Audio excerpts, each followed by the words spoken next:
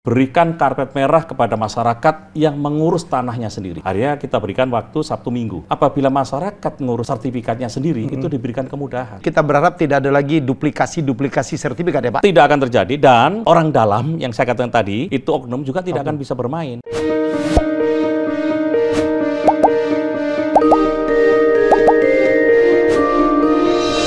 Ya, HYB sekarang keluar dari studio karena menemui seorang tokoh. Susah banget ditemuin, tapi ternyata banyak persoalan miskomunikasi.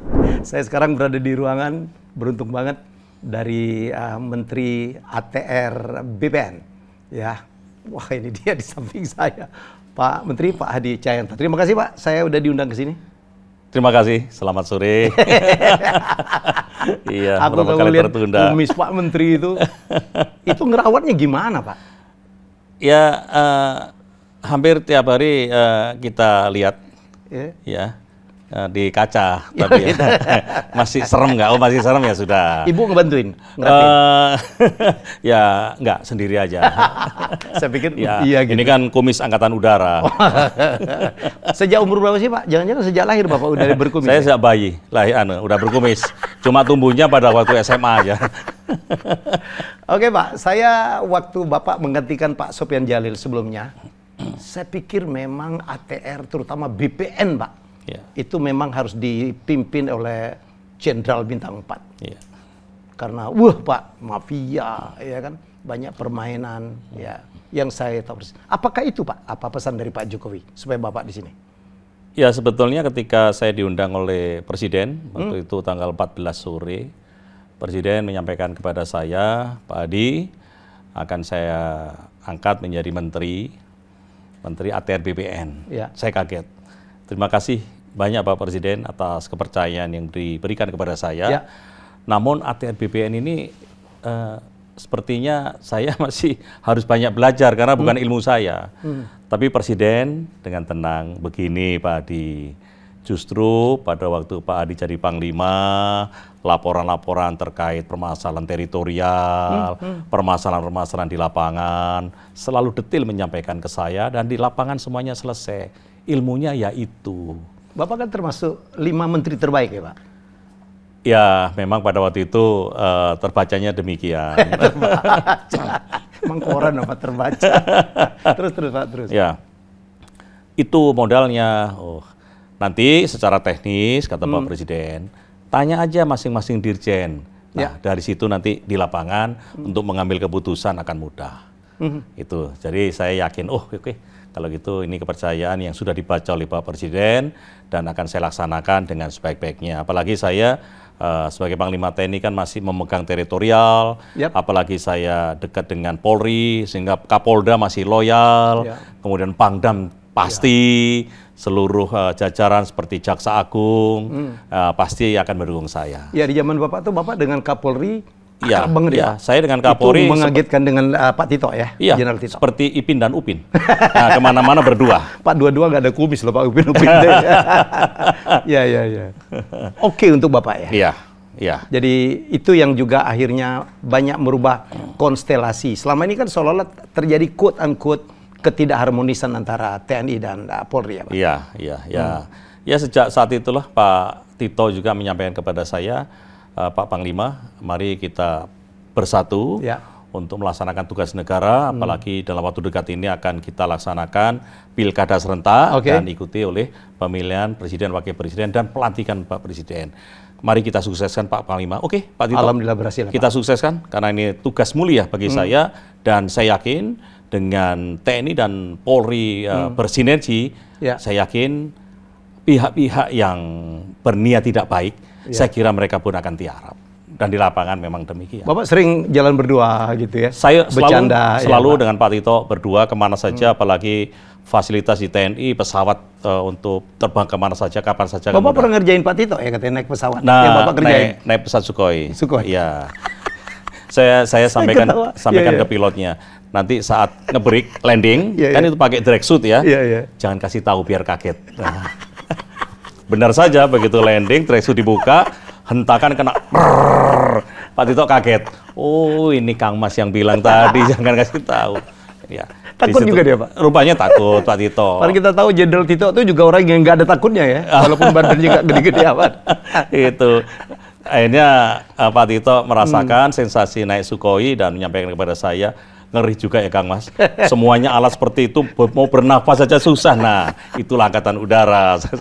Dan Bapak dulu apa pilot ya Pak? Saya penerbang transport. Transport? Iya, penerbang angkut. Ya. Kapal besar ya, bukan kapal tempur, bukan pesawat tempur ya Pak? Bukan, pesawat kecil, pesawat untuk angkut.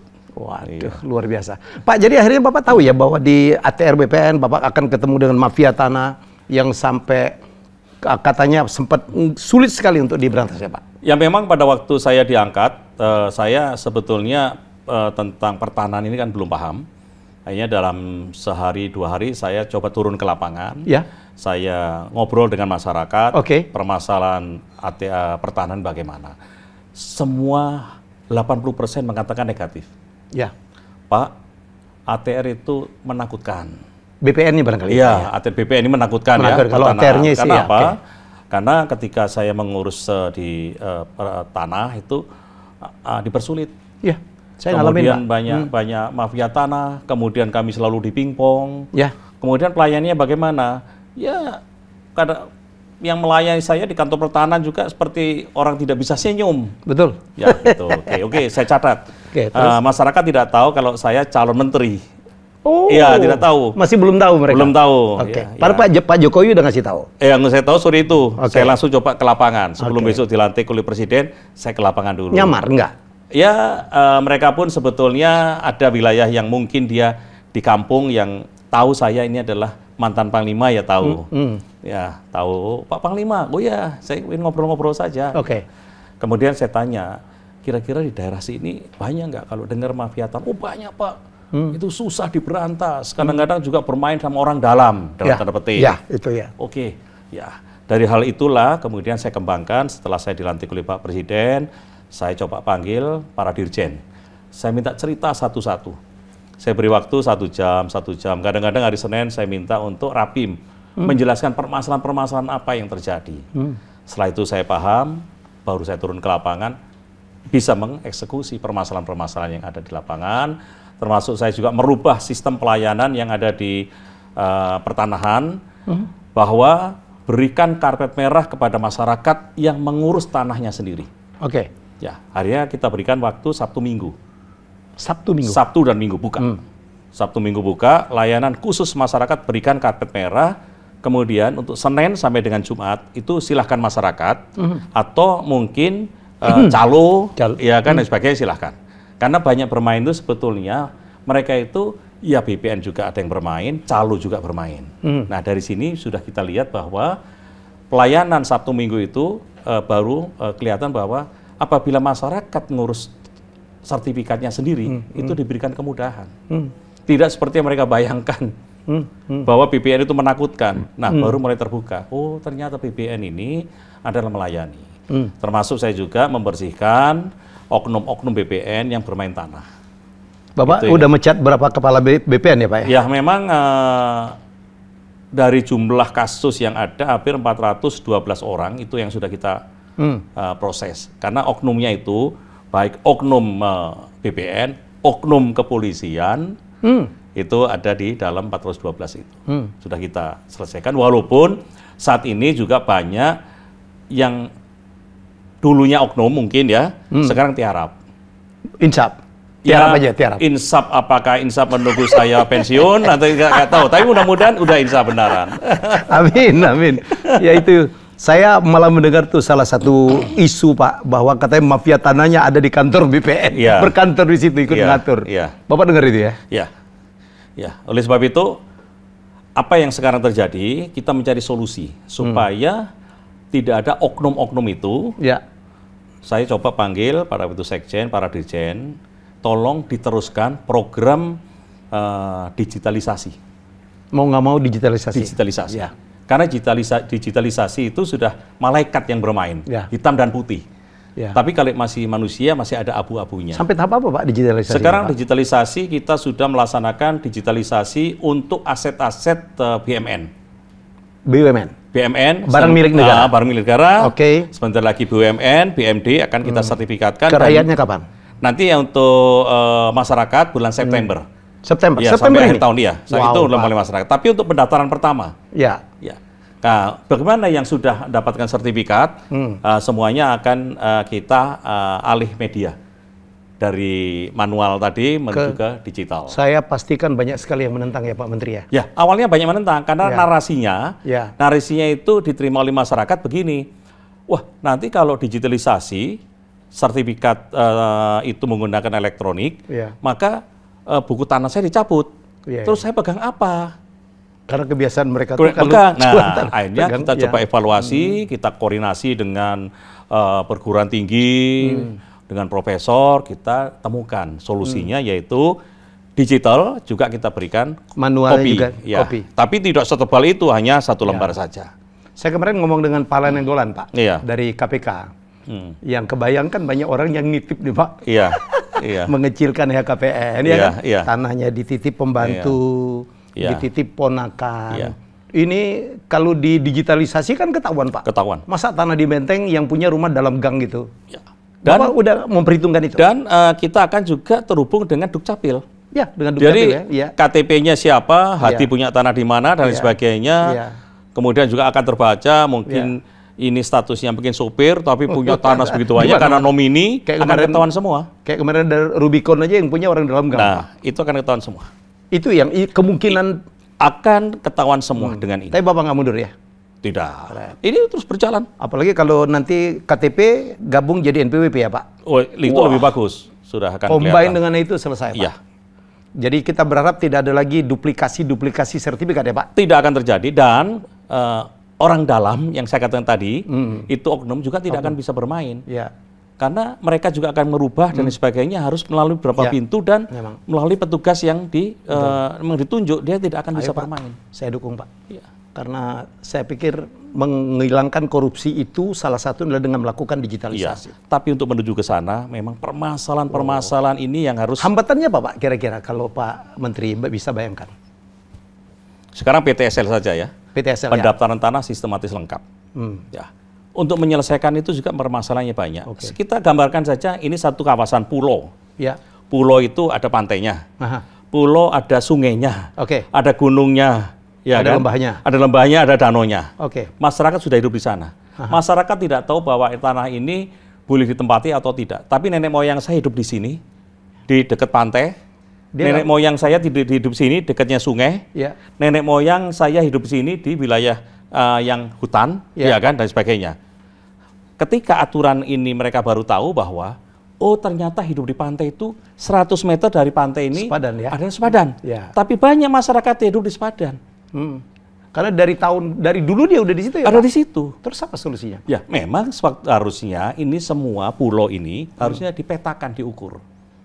Dipetakan bahwa batas sepadan sungai laut itu ada 100 meter, ya dibikin batas. Sehingga masyarakat yang ada di situ kalau mau ditempatkan memang dia haknya memang di situ dulu, diganti rugi atau tanah pengganti. Demikian juga di sepadan sungai. Sungai 50 meter ya? 50 meter. Belum lagi kawasan hutan. Nah, kalau ini sudah semua batasnya jelas, maka PTSL ini mudah diberikan dan masyarakat diberikan kepastian hukum hak atas tanah. Hambatan yang paling berat Bapak melaksanakan ini apa ya Pak? Ya memang koordinasi ya, koordinasi dengan kementerian. 3 menteri saya dengar ya Pak? Ya memang 3 menteri, tapi 3 menteri untuk PTSL, untuk dana. Tapi kalau untuk PTSL ini kan kita harus koordinasi dengan KKP. Karena masalah sepadan sungai banyak masyarakat di situ. Kemudian PUPR, karena di situ ada Balai Besar Sungai wilayah sungai, iya kan? KLHK, karena di sana ada wilayah hutan. Kemendagri? Kemendagri memang yang mengatur ya semuanya. Kemudian ada lagi SDM, karena ada IUP. Itu. Ini harus kita duduk bersama. Ini belum lagi pemerintah daerah. Yang pemerintah juga daerah, kepentingan ya Pak? Iya, pemerintah daerah juga memilih tanah di sana aset yang diduduki oleh masyarakat. Masyarakat pun tidak tahu kalau itu aset pemerintah daerah. Pemerintah daerah kita minta, pemerintah daerah tolong dilaporkan aset-aset yang di wilayah pemerintah daerah tersebut di mana. Kadang-kadang pemerintah daerah juga titiknya di mana, batasnya sampai di mana, tidak tahu, tapi mengatakan itu punya pemerintah daerah. Jadi pantaslah Bapak diminta memegang kementerian ini Pak ya? Ya mungkin karena pengalaman jadi Panglima TNI kan ke lapangan putuskan. Sama Bapak dulu waktu SMA pinter banget katanya. Bapak dijulukin apa? Otak setan itu. Enggak, itu karena teman-teman aja. Karena saya anaknya orang nggak punya. Oh gitu. Sehingga itu saya... hinaan atau pujian-pujian saya pikir Pak. Iya. Katanya Pak Hadi itu waktu SMA otak setan. Wah pinter banget. Saya bilang asal jangan rawon setan. Nah itu. Dulu Bapak hidupnya dulu waktu kecil di bawah inilah ya Pak ya? Iya.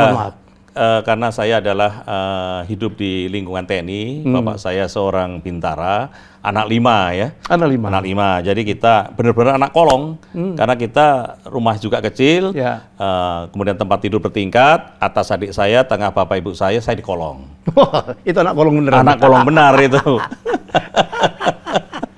Luar biasa, itu yang menempa Bapak ya? Iya, saya ditempa di situ. Jadi saya punya mungkin kesiapan mental yang kuat menghadapi krisis karena kehidupan tiap hari juga serba sulit. Oke. Ya, kemudian saya harus punya tanggung jawab ke adik saya karena adik saya 4. Bapak paling tua ya? Iya, saya nomor pertama, adik saya 4. Ini juga adik saya biar bisa hidup, bagaimana mencarikan tambah nafkah untuk adik saya biar bisa sekolah dan sebagainya. Bapaknya Bapak dulu Serka ya Pak? Pensiun? Iya, Sen Kepala. Wah, anaknya bintang 4 ya, ya Pak? Itu, jadi luar biasa jauh. Saya doakan Bapak bintang 5 lah. Asal jangan bintang 7 Kalau ya. Panglima sudah kan? Panglima. Iya. Bapak merasakan support dari Ibu ya, karena saya kenal Ibu luar biasa ya Pak? Iya, memang setiap kegiatan-kegiatan saya didukung. Iya. Didukung, disupport dan sebagainya. Dan saya kadang-kadang menentang. Menentangnya begini, Pak, cocok jadi Kaso. Saya bilang, jangan ucapkan itu lagi. Saya tidak mimpi, karena saya menyadari saya orang kecil. Walaupun saya lulusan Akabri, saya penerbang, tapi saya bukan penerbang elit. Dan jabatan tersebut jabatan biasa. Dan saya dari orang biasa. Jadi jangan sebut itu lagi. Kenapa Bapak ngomong gitu? Karena Ibu punya mimpi keren. Iya, dia melihat potensi suaminya. Saya menyadari bahwa saya adalah kalangan bawah. Nggak mungkin bisa seperti itu. Kalau bisa seperti itu pinter. Terus sangat dekat dengan Pak Jokowi, Bapak punya modal lah untuk dan terbukti kan Pak? Ya, setelah itu karena kami senang bergaul dan saya termasuk juga mungkin orang yang senang mendengarkan apa yang disampaikan oleh seseorang. Jadi saya pendengar yang setia, saya dengarkan karena dari situ saya mendapatkan ilmu. Ya, Bapak terus belajar ya? Saya sampai belajar, sekarang. Saya baca. Kalau kurang tahu apa sih maksudnya ini, saya baca semua. Apalagi di ATR BPN, hampir setiap minggu saya harus ke daerah.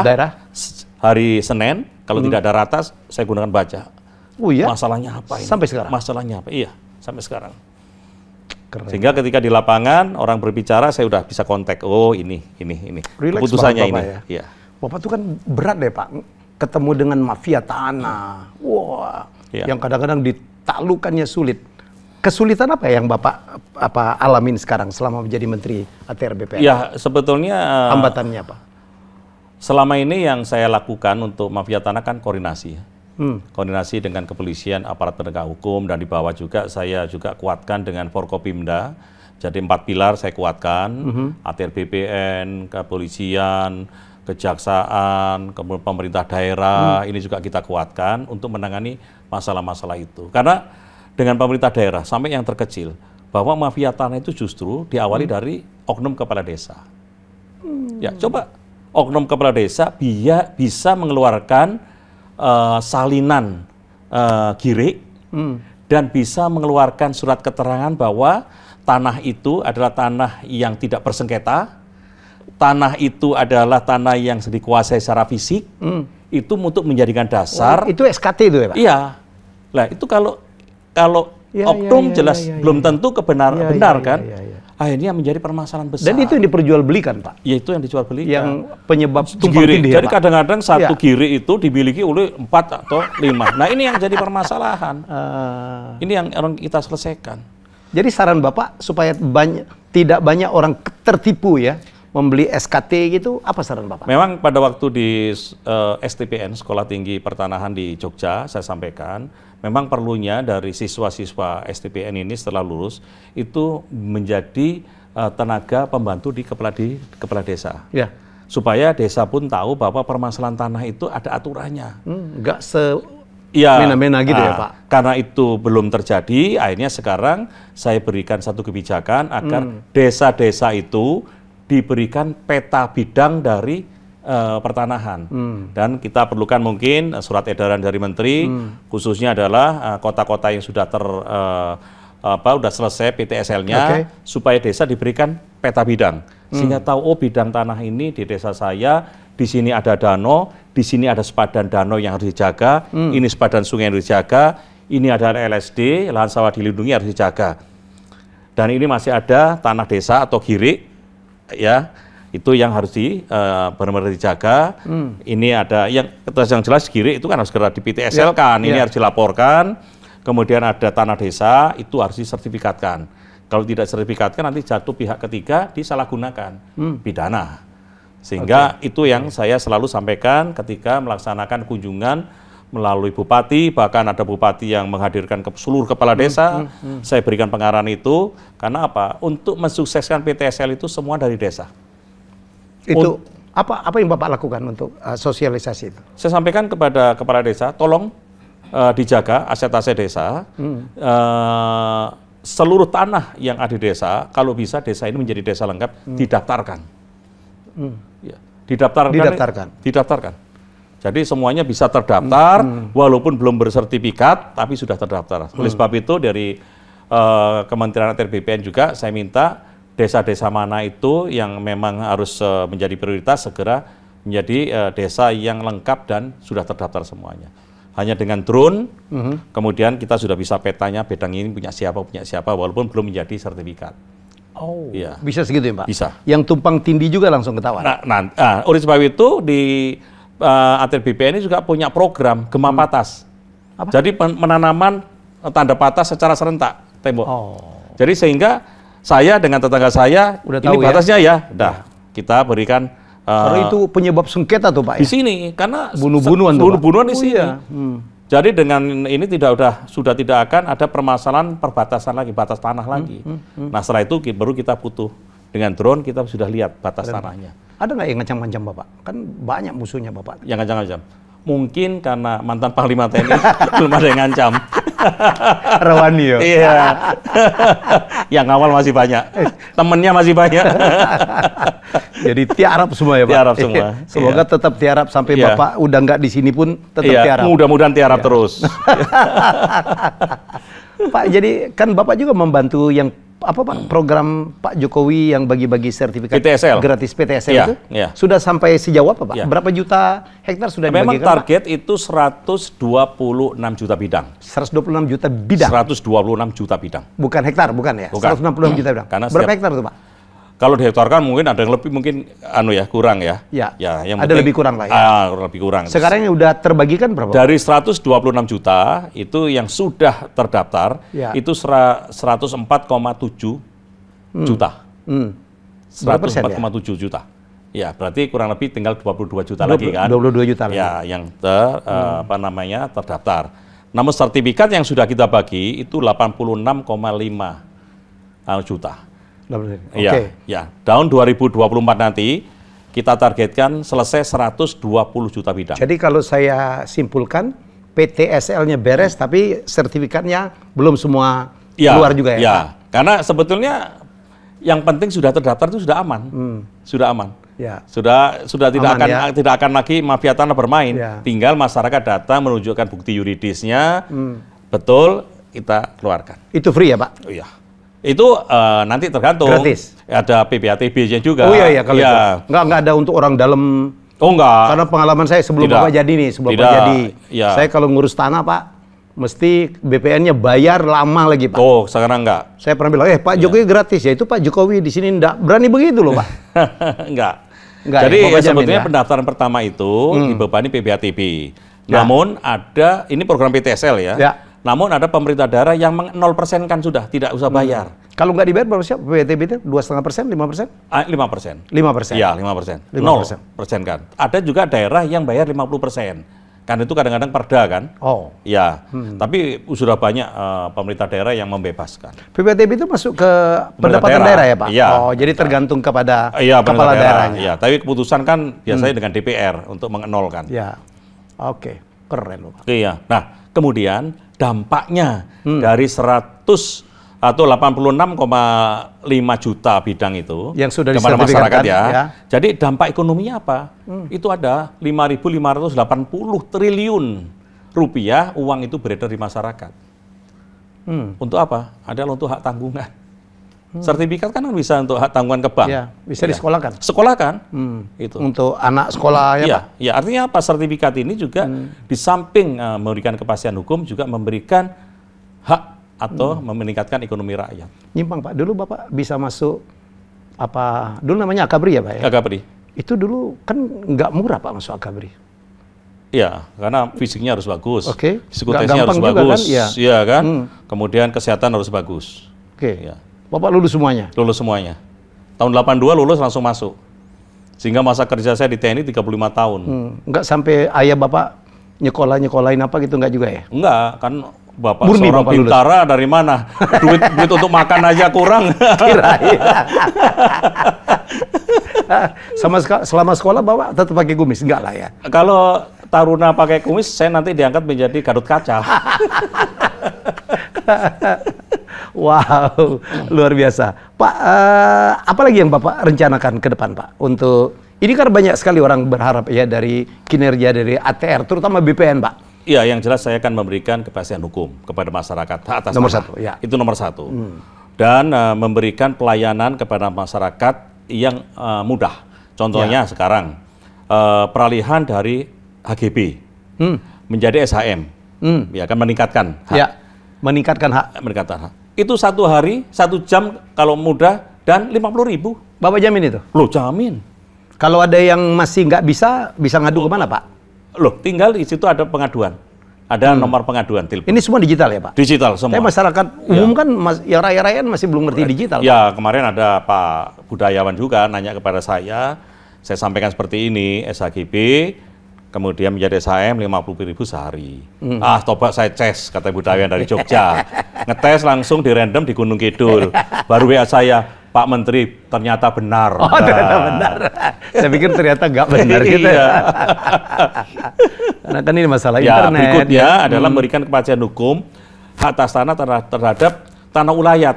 Tanah ulayat ya? Iya, ini persoalan lagi ya Pak? Nah, itu. Jadi, kayak di Sumatera Barat banyak sekali tanah masyarakat ulayat. Saya baru berapa bulan ini ke Sumatera Barat, masyarakat Minangkabau. Tanah Datuk itu ya? Datuk, karena mereka tidak mau mensertifikatkan menggunakan program PTSL, karena takutnya nanti hilang dan sebagainya. Saya sampaikan, bisa kita sertifikatkan komunal. Tanah ulayat ini komunal. Kolektif. Nah, nanti urusan di dalamnya internal itu kan urusan warisan kan Iya. Pak? Oh, Bapak kesana juga? Sudah kesana. Jadi tanah ulayat ini tidak akan hilang. Segera diurus. Kalau tidak diurus akan semakin hilang ini tanah adat. Di Serobotora. Nah, koordinasi saya dengan pemerintah daerah, Pak Gubernur, Pak Bupati, Pak Wali Kota, tolong segera keluarkan perdanya. Sebagai subjek hukum saya mengeluarkan sertifikat komunal untuk tanah ulayat. Untuk Sumatera Barat, Padang, Minangkabau sebentar lagi akan kita serahkan. Berikutnya adalah di Papua Barat. Setelah Papua Barat, NTT, Bali, semua akan kita sertifikatkan. Kita melindungi hak-hak ulayat ini. Itu yang akan kita segera selesaikan. Cukup luar biasa ya pencapaian di zaman Bapak ya Pak? Ya, saya kira kita harus kerja keras. Dan saya juga setiap minggu tidak boleh di kantor terlalu lama. Saya pasti akan keluar ke daerah. Senin, Selasa saya di kantor. Rabu, Kamis, Jumat saya keluar. Menyelesaikan permasalahan-permasalahan rakyat. Dan saya ingin mendengar sendiri permasalahan apa yang ada di masyarakat. Memang ya masih banyak yang harus diselesaikan.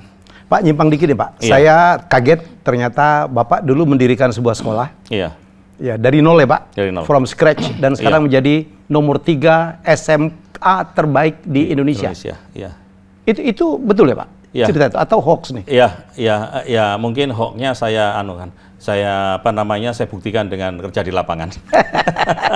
SMA Pradipta. SMA Pradipta di Gantara. Ya, pada waktu di Solo ya Pak? Solo. Saya menjadi komandan Pangkalan Udara Panasan Solo, kolonel. Kemudian saya melihat bahwa banyak putra-putra dari TNI Angkatan Udara yang sekolahnya juga mungkin perlu dibenahi supaya menjadi anak pintar ya. Kemudian masyarakat di sekitar juga itu yang tidak mampu ya mengharapkan juga ada sekolah yang bagus dan menjadikan anak pintar. Sehingga saya bermimpi gimana kalau nanti kita dirikan sekolah unggulan di Surakarta ini, di Panasan, sehingga bisa menampung keinginan kita, dan sekolah itu untuk anaknya Angkatan Udara, darat, laut, udara, polisi maupun masyarakat. Ya. Pada waktu tahun 2010 saya belum punya kekuatan, hanya mimpi. Namun tahun 2016 ternyata Tuhan memberikan rezeki kepada saya dijadikan Kepala Staf Angkatan Udara. Saya powerful untuk bisa menentukan tempatnya di mana. Akhirnya saya tentukan tempatnya di Solo, seperti cita-cita saya letakkan batu pertama. Uangnya dari mana, Pak? Saya kan udah pernah ceramah di sana, Pak. Keren, Pak. Jadi uang itu ada uang, Angkatan Udara kan punya sekolah-sekolah. Ya. Nah, itu yang kita subsidi silang. Di samping itu kita juga minta CSR. Jadi yayasan dan CSR. Jadi banyak teman-teman yang membantu di situ. CSR akhirnya jadilah sekolah itu. Dan kita juga koordinasi kerjasama dengan UNS untuk mutu, standar mutu, kemudian untuk juga pengajar terutama dengan kurikulum ya. Ya, kemudian coba kita pelajari sekolah-sekolah di luar negeri. Yang bagus-bagus. Yang bagus-bagus, termasuk TN, dalam negeri, sekolah-sekolah di dalam negeri. Sistemnya adalah boarding school dengan beberapa tambahan. Nah, mulailah kita merekrut seluruh Indonesia. Kita cari dengan persyaratan yang memang IQ-nya bagus sudah, bahan bakunya, kemudian bahasa Inggrisnya oke dan sebagainya, kita didik di sana. Kemarin ada lulusannya terima di berapa perguruan tinggi luar? Ada sampai terima 10 ya? 10 perguruan tinggi di luar negeri. Gila. Iya. Luar biasa, Pak. Dan itu yayasan yang punya, bukan hati. Bukan pribadi ya, Pak? Bukan, Yayasan Angkatan Udara. Saya hanya untuk mencarikan jalan, dan Angkatan Udara punya satu yayasan yang luar biasa. Jadi passion Pak Hadi itu juga ada di pendidikan? Saya ada di pendidikan dan kesehatan, dua. Kesehatan di bidang apa, Pak? Udah ini? Ya, memang pada waktu itu, pada waktu saya jadi Kepala Staf Angkatan Udara, kemudian Panglima TNI, beberapa rumah sakit saya tingkatkan. Dokter juga saya berikan fasilitas, kemudian saya tanya kurangnya apa, karena untuk melayani prajurit ini kita perlunya apa, saya dukung semuanya. Saya tingkatkan semuanya. Wow, Bapak. Keren, Pak. Jadi saya speechless. Mungkin Bapak ada lagi yang ingin disampaikan ke masyarakat, atau apalagi sih Pak target Bapak ke depan? Mungkin Bapak kan tinggal setahun lagi lah ya? Iya. Setahun kurang lebih ya Pak? Sampai periode Pak Jokowi berakhir. Apalagi apa yang PR Bapak yang Bapak kejar? Ya, yang pertama memang terkait dengan reforma agraria. Ya. Reforma agraria ini target saya terkait dengan pelepasan kawasan hutan. Kan kita diberikan 4,1 juta hektar. Tambahan ini Pak ya? Iya. Pelepasan kawasan hutan. Ya. Jadi reforma agraria itu punya target 4,5 juta hektar. 400 hektar itu, 400 ribu hektar ini, itu sudah bisa kita eksekusi, itu dari HGU, tanah terlantar, itu realisasinya malah sudah 1,2 juta. Wow. Iya. Iya. Jadi 0,4 juta ya targetnya menjadi 1,2 juta. Itu sudah 330%. Itu dari HGU. Ya. Kemudian yang dari kawasan hutan itu 4,1 itu baru 1,6 juta yang dilepas menjadi APL, tapi baru 500.000 ini yang bisa kita identifikasi. Masih 2,5 juta hektar. Ya. Padahal kalau kita lihat di lapangan ada 25.863 desa itu di kawasan hutan. Total di kawasan hutan? Ya, dari yang sebenarnya tidak boleh dibangun ya? Tidak boleh. Dari 74.000 desa yang ada di Indonesia. Mereka ada di sana, 1,7 juta itu adalah masyarakat yang miskin.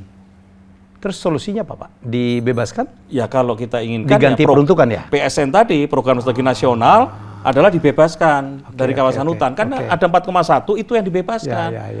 Dan kita untuk pembebasan punya namanya program atau GTRA. Sehingga mereka bisa kita redis, kemudian kita berikan aset dari hutan itu untuk bertanam, untuk meningkatkan ekonomi, dan kita siap untuk pemberdayaan Bapak angkat, kemudian kita pelatihan dan sebagainya. Karena mereka sampai saat ini pun hidup mereka dari sumber daya hutan. Itu yang keinginan saya, supaya kalau saya datangin mereka itu hanya satu kok, Pak. Saya hanya ingin kepastian hukum, kemudian saya menanam, hasilnya bisa saya makan dan sebagainya dijual. Saat ini ya tidak bisa, wong itu kawasan hutan, ada yang berbentuk sawah, sekian ratus hektar. Mereka juga minta, Pak, saya mau dibantu irigasi. Ya nggak bisa, karena irigasi mungkin nggak mungkin di hutan, tercatat sebagai kawasan hutan. Kemudian saya minta jalan, ya nggak bisa, karena ini kawasan hutan. Kalau ini bisa dilepas menjadi APR, baru kita pikirkan. Baru kita pikirkan. Masyarakat yang tadi itu, yang 1,7, itu di bawah garis kemiskinan itu bisa. Besar sekali harapan mereka ya, Pak? Mereka besar sekali, tapi tidak muluk-muluk sih. Hanya minta kepastian hukum, kemudian dia bisa bertanam, bisa jual, karena mereka punya tanggung jawab anak yang ingin disekolahkan. Apalagi nanti di situ bisa kita masukkan juga sekolah. Kemudian ruang terbuka hijau, kemudian juga fasilitas umum, fasilitas sosial, menjadi kampung yang sesuai dengan keinginan mereka. Ini itu yang jangan sampai lagi terjadi. Dulu ada, kalau nggak salah, ibu-ibu yang kena kasus hukum, dia ngambil sesuatu dari hutan yang dia kira tanahnya dia. Nah, itu masalah itu. Itu seperti itu. Nah, ini kita ingin supaya mereka sejahtera. Dan semuanya apakah bisa? Bisa, semuanya bisa. Tinggal political will aja, Pak. Sama menterinya mau kerja keras lah.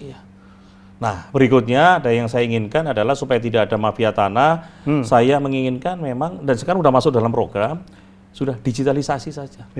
Semuanya udah sistem elektronik. Ada yang bermain-main nggak bisa.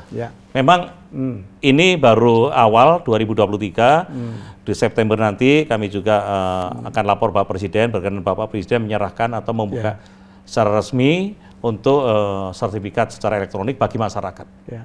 Kalau ini sudah selesai, mafia tanah sudah tidak akan bermain. Akan banyak jutaan orang berterima kasih dengan Pak Menteri ya. Kalau kita ngurus sertifikatnya gampang, kalaupun harus bayar nggak mahal, kalau bisa yang resmi. PNBP aja, 50.000. Kalau kita mau kasih uang terima kasih, boleh lah Pak ya. Asal jangan kebangetan. Ya, betul. Ya, sebetulnya nggak perlu juga, uang itu udah tugas negara dan kita kan udah digaji. Ini orang dibayar. Udah dapat remon. Tahu Pak, udah dibayarnya masih lama Pak. Itu komplain kita sekarang Pak. Oh, enggak lah. Sekarang pokoknya kalau ini saya panggil, saya telepon. Dan hampir setiap sebulan sekali, saya laksanakan rapat, saya lihat nilai.